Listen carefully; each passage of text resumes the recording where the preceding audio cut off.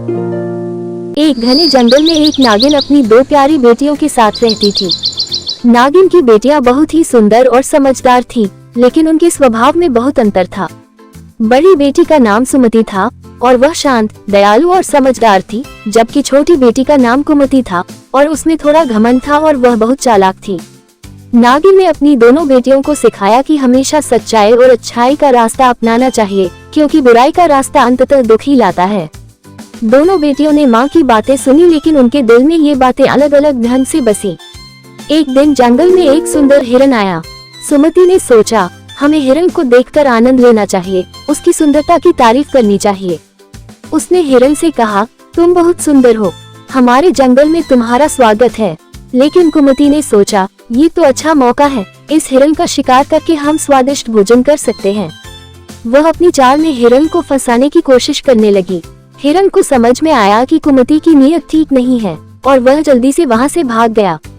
जब नागिन को इस बात का पता चला तो उसने दोनों बेटियों को अपने पास बुलाया और समझाया, सच्चाई और अच्छाई का मार्ग अपनाने से ही वास्तविक खुशी मिलती है।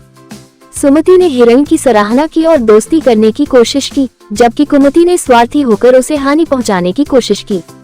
इस कारण हिरन उससे दूर चला गया। नागिन ने कुमति को समझाया, बेटा, बुराई और छल से हमें कोई स्थायी लाभ नहीं मिलता। ये हमें अस्थायी खुशी दे सकता है, लेकिन अंत में ये हमें अकेला और दुखी ही करता है। शिक्षा। इस बात से कुमति को अपनी गलती का एहसास हुआ और उसने अपनी माँ और बहन से माफी मांगी। उसने वादा किया कि अब वह अपनी माँ के बताए हुए अच्छे रास्ते पर चलेगी और किसी को भी नुकसान नहीं पहुँचाएगी। इस प्रकार नागिन की दोनों बेटियों ने समझ लिया कि सच्चाई और अच्छाई का रास्ता ही सबसे अच्छा होता है और इसके बाद वे सभी खुशी खुशी एक साथ रहने लगी। नैतिक शिक्षा। इस कहानी से यह शिक्षा मिलती है कि हमें हमेशा सच्चाई और अच्छाई के रास्ते पर चलना चाहिए। बुराई का मार्ग हमें थोड़े समय के लिए खुशी दे सकता है, लेकिन दीर्घकाल में हमें अकेला और दुखी ही छोड़ता है।